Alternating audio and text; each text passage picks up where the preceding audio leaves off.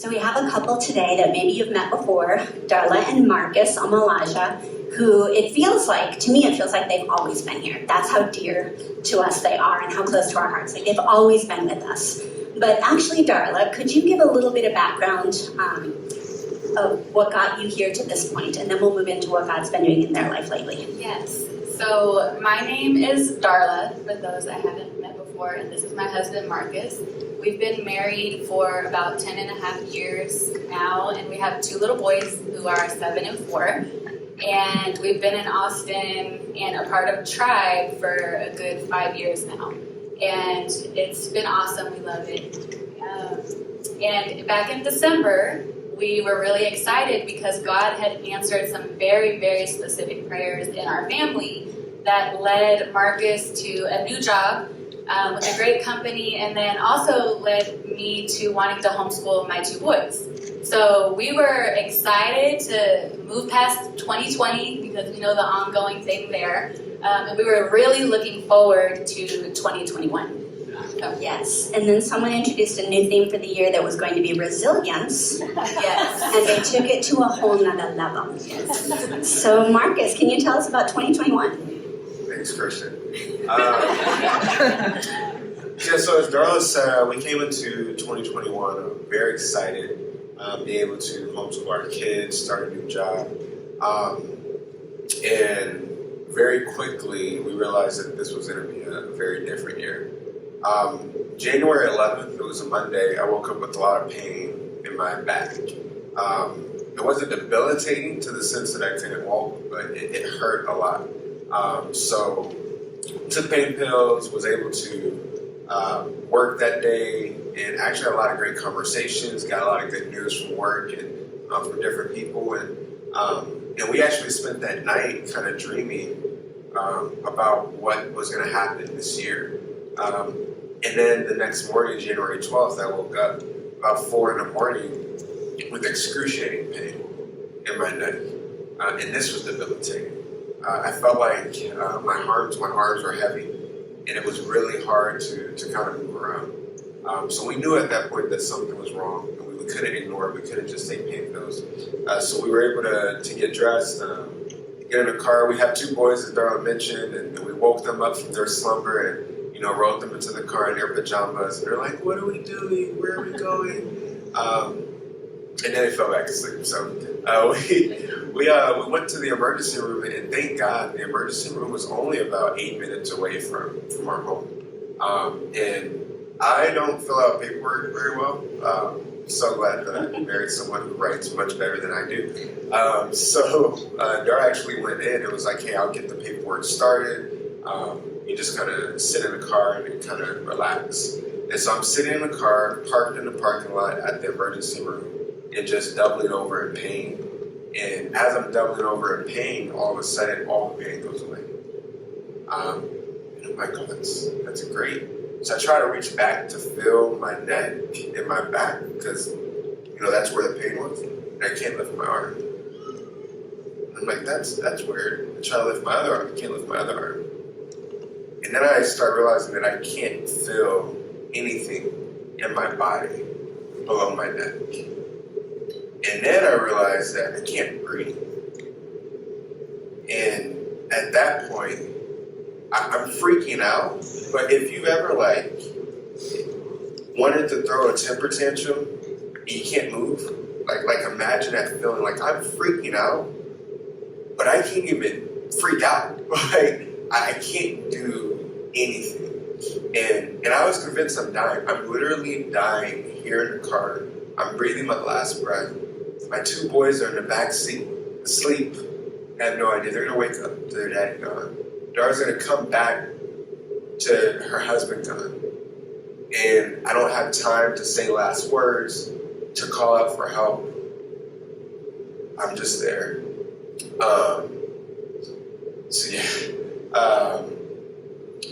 Thankfully, Darla came back to the car, and she realized something was wrong. She ran back in, got the doctors, got the staff.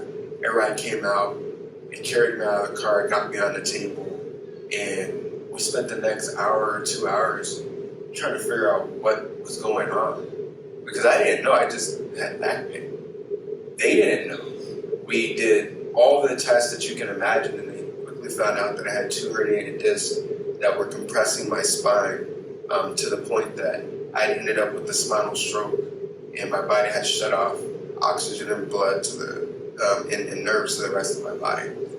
So I had to get into to surgery very quickly. Again, during this time, I could barely talk. I could just observe as people were doing things to my body.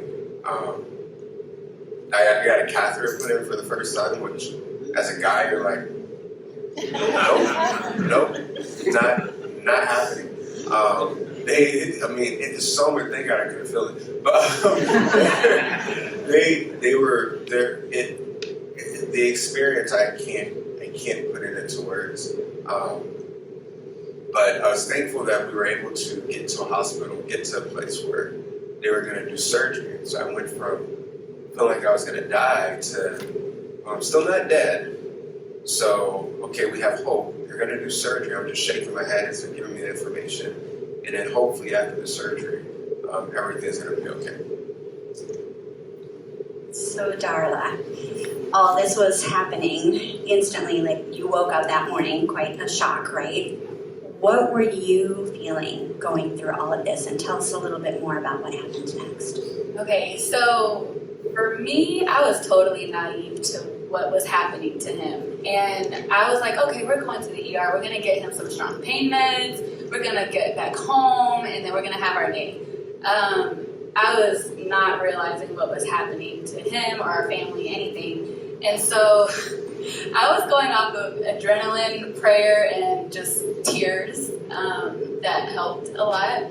And when I came back to the car after he was signed in, I thought he couldn't move because it hurt. So I'm like, oh, well, don't move. We'll get you out. I know it's causing pain.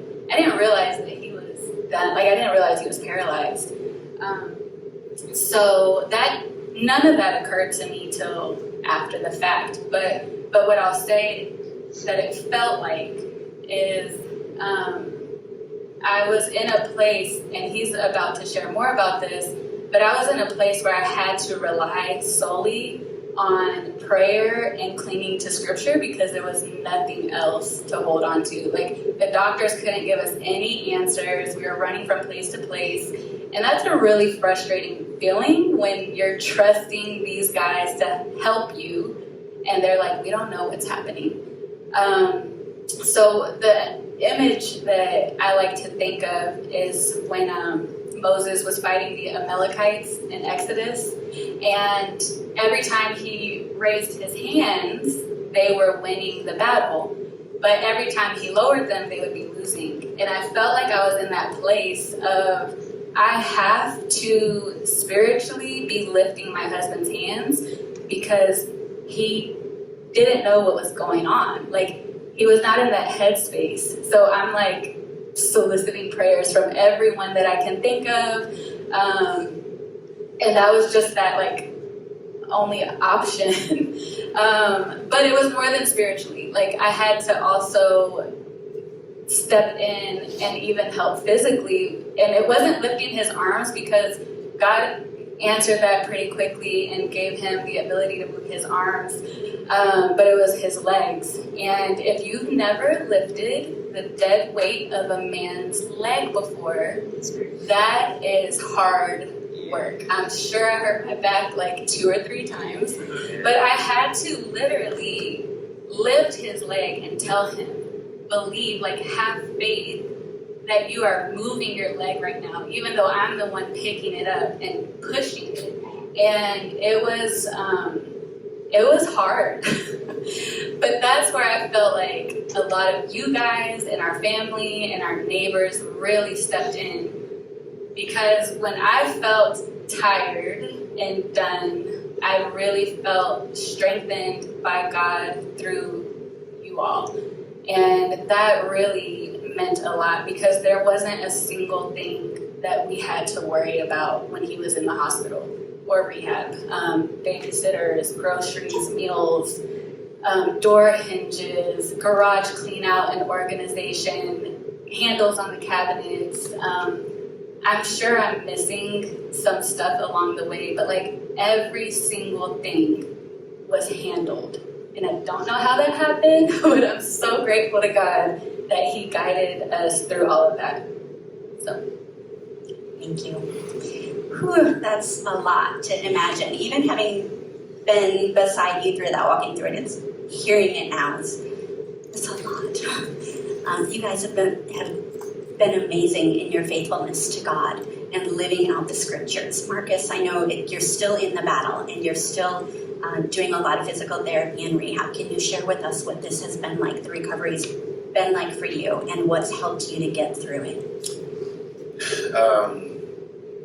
So the recovery started as soon as surgery was over.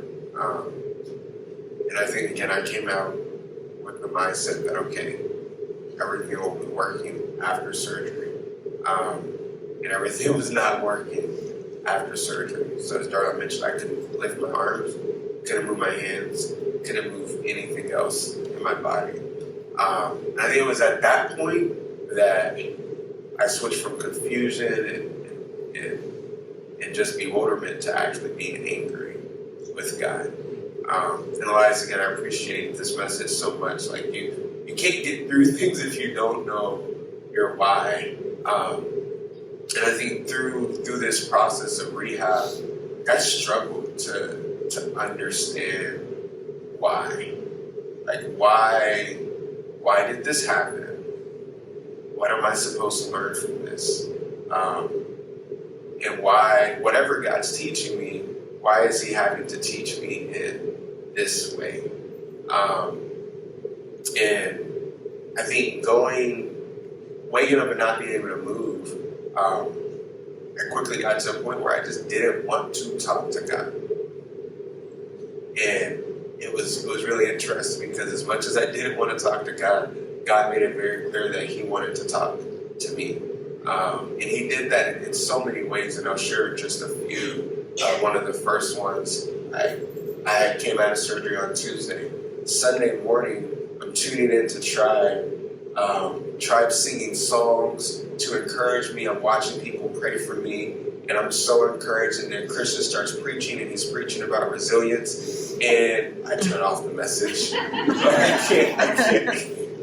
I can't hear this. And one of the things that he started saying was, hey, when you go through things, the spiritual disciplines that you have built over your life, that's what's going to take you through it. That why, that understanding whose you are is what's going to take you through it. And I was like, I know that, but I don't feel that right now. And then my wife came to come visit me, and she was like, I just heard the best message in the world from Christian. And you gotta hear it. And I can't tell her not to tell me because I don't want her to not come back. So I'm held hostage here. But then these medical professionals started sounding like Christians, because they're like, hey, we really don't know what's gonna happen. Maybe you'll be able to move your legs in a year or two, but really the only thing that's going to impact your recovery is the strength of your faith and the community that you're in. When you hear that from a doctor, you're like, wait, what? Like, you're supposed to give me a prognosis, a timeline, and like, I can't give you one. But the people we've seen who've been able to come through these things have had really strong faith, and they've had a strong community around them. And I'm like, okay, that's God again speaking to me. And the best example that I'd love to share is that I had a time when I was really down, really depressed. I turned on the TV and I saw Dad on the TV throwing around a football with his kids. And I thought to myself, will I ever be able to do that? And then I thought, will my boys grow up to respect me? Will I still be the man of the house to them? Will they want to be like me? Or are they going to find another role model and another man that can stand and walk and do those things for them that I'm not able to? And I tried to talk to my sons that night, and as I was trying to talk to them, we had people watching them, and they're like, "Hey, Dad, we see you, but we want to go play video games and eat some sweets." And like my heart broke because I felt like when the kids have already moved on, I'm not important, and I lost it that night. I don't display emotion very much. I lost it. Like I was yelling, screaming, all of the pent up, not talking to God, everything came out in that moment. Nurses are all coming in, what's going on? Like, and I didn't know how to express it, but that was how I was able to actually start communicating with God. And at that time, I laid everything out before God because I just felt like there was nothing else to do. And the next morning, a nurse came in and she had heard about my episode the night before. And she was like, she's like one of those old grandmas that like doesn't care what anybody else has to say or think, and she feels like she can say anything. And she did. And she was just like, "Man, I heard you were in here throwing a fit last night." Like, wait a minute, I'm confused. I thought you said you were a Christian. Oh, don't you know who your dad is? I'm so confused. Like, have we not read the Bible? And literally, other nurses and staff came in and sat down as she went on and on. And she's like, "Have you not read the scriptures? Look what God did to his own son. His own son. And you think that this is something that he doesn't have a plan for? Like, there's nothing for you to cry and stress out about because God's already figured this out. If this is what he wants to do, that's what he wants to do. But there's nothing for you to be concerned about because he's already written your future. The fact that you are still here means that he has a plan for you. And that's what you need to be excited about. And it's that whole looking forward. And I mean, literally, she was there for 15 minutes. And I thought, man, if I had just listened to the message that Christian I might not be getting yelled at. But God was like, I'm going to get to you somehow. And it wasn't only that. I mean, so many people actually sent me prayers. Like, people say that they're praying for you, but so many of you actually recorded praying for me and then sent it to me. And I got to play those over and over. The staff in the hospital got to hear that over and over. They were amazed by the community of friends that we had. I had pictures of brothers in our small group putting together beds for us, taking stuff out the house, and I showed the picture to the nurse, and they're like, "Are those your brothers? You have a whole bunch of brothers." And I'm like, "I do, because I have a great church family. And I do have a bunch of brothers and sisters that are all supporting us." So it was rough. It is rough. Recovery is still ongoing. But I get so excited to come to church because I get to see the faces in worship with the hearts and souls of people who have been there for us and for our families. In the roughest time, the last thing I'll share is that Darla was able to be with me every day in the hospital. I didn't come home until the last week of February. Darla was able to come every single day except for the storm. And she did that because every single day someone else was watching our kids. We asked our kids last night, how many babysitters did y'all have at the time? And, Micah was like, 500,000. And like, how many different meals did you have? 50,000. And somebody brought these crepes that we really like because we don't make those. We don't have to make those. Our children got to learn about community and love and how you really love people. And the last thing that I'll share, I know I'm going long, but I think it's important, just an illustration. I know DeWitt and Sandra shared a few weeks ago, but even on Valentine's Day, Tim and Beth brought up gifts to the hospital so that I could still be a husband and love my wife and surprise her for Valentine's Day. And all the staff were like, who is bringing up your Valentine's stuff? Like, who are these people? They actually came down to meet Beth and Tim. because they couldn't believe that somebody was bringing stuff. And then as I was setting up our room, Darla came in with gifts for Valentine's Day. And they were like, this couple is awesome. They're so sweet. But then the next day, Darla was able to spend the night because Dwayne and Sandra watched our kids. And if you guys remember them sharing, the next weekend is when DeWitt was going into the hospital to have open heart surgery.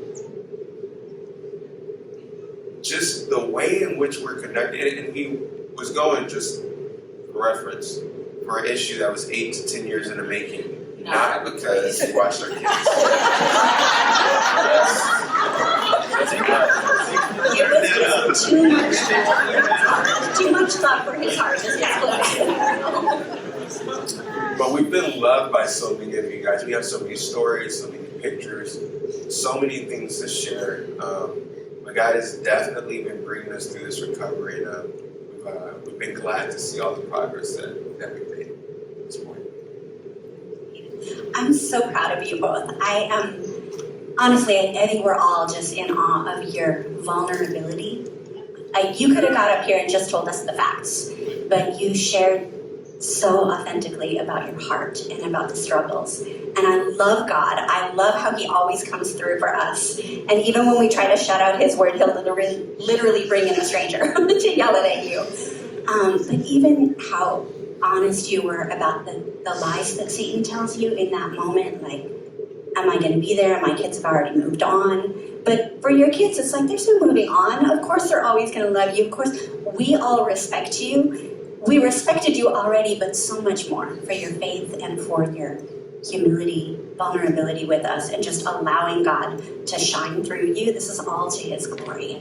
I just wanted to give you a second if there was a scripture that you wanted to share that you had held on to through that time, or anything, Darla, that you'd like to share with the community. Y'all have time. You get all the time you need. So I just wanted to share, because I think Elias said this when he was closing out just a little bit ago, but he mentioned that the invitation is open, how we're invited to participate in God's story. And I think a lot of us, when we get baptized and we say Jesus is Lord, like, we're accepting that invitation, right? But I think what Marcus shared about this nurse who came in, like, she was going hard with, like, do you remember what happened to Joshua? Do you remember what happened to this person and his son? Like, she was hitting all these examples, and I think remembering that it's not really a why me, but like, why wouldn't it be? When this is, like, where we come from, people who have endured really hard things, and God brought them through. And I feel like God has been there bringing us through, and I know everyone has their different challenges. I know sometimes people are like, well, I don't want to share about my thing because y'all this, and I'm like, the challenge feels the same when you're in it. It doesn't matter. But just remembering, like, God is the same. The challenge can be different, but God is still there, and he's walking with us through it, and he gets the glory at the end of the day. But yes, she's awesome, isn't she? I think I'll say the scripture that I held on to is Hebrews 5:8. Though being a son, speaking about Jesus, he learned obedience through the things that he suffered. And it's just as Darla mentioned, and as my nurse mentioned, I realized that I was actually a part of Jesus' story. Like, this is just par for the course of being a part and being a Christian. And I learned that even in that time, especially in those times, how important it is for us to continually turn back to God. And I'll never forget, on my birthday, February 28th, now you guys have no excuse. On my birthday, February 28th, I had come home from the hospital just a few days prior, and I could move this leg, and I could move my arms, but I could not move this leg at all. And on February 28th, I was able to start moving this leg just a little bit. And the first thing my son said was, "Hey, Dad, that's God's birthday gift to you." And I think just seeing how easy it was for kids to just see God in the midst of all of this. And like, Like Deb said, they're like, yeah, like it's God. Like He's gonna move. Look, He's moving your leg. It was a reminder of how important it is for us to be obedient to God. And so that scripture is definitely stuck with me. Just we can learn and we need to be learning from the things that we go through because we're Christians and we're gonna go through stuff. In terms of sharing for the community, I know that this is our homecoming service. I just want to thank you all for coming home, for being together, for all that this year and the past 18 months has been for us. I know it's been a lot. Thank you for sticking together as a community and as Christians because this is what it means. It's not even just about this time Sunday. This is awesome. But what we're doing for each other during the week, there's not enough time for all of us to get up here and share about how we're impacting each other's lives. And so I'm just thankful for your hearts, for your service, and for your love. And most of all, I'm thankful for my wife. Can we just give her a round of applause?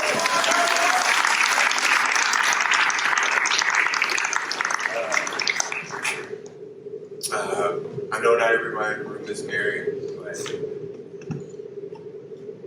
choose wisely.